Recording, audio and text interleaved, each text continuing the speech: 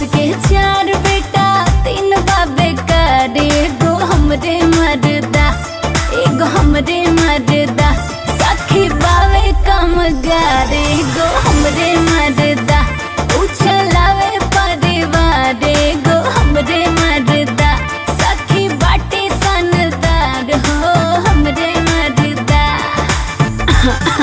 Use करी देवर जी के खाली हवे बड़ बड़ बोली, मुँह से फेंक फेंक चलावे गोली, दिन भर खाली घूमे ले रोड पे अवारा, घरवाऊ अवते बने ले बेचारा। ना कौनो काम के ना ही कौनो काज के, खाली ऊ फोकट में दुश्मन बने अनाज के।